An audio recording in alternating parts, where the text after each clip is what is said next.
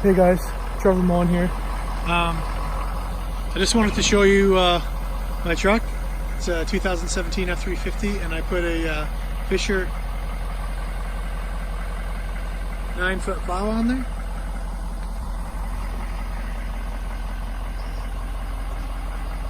If you're thinking of putting a plow, this Fisher is a nice, really nice plow. Can you lift it, drop it down and go left and right with it? And turn the lights on. It's got the nice LED lights in the... turn the lights on. There's the plow lights. And then down, yeah. So it drops down really quick.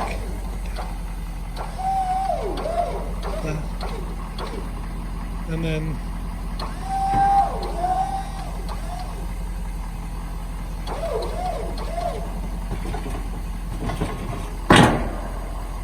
now up.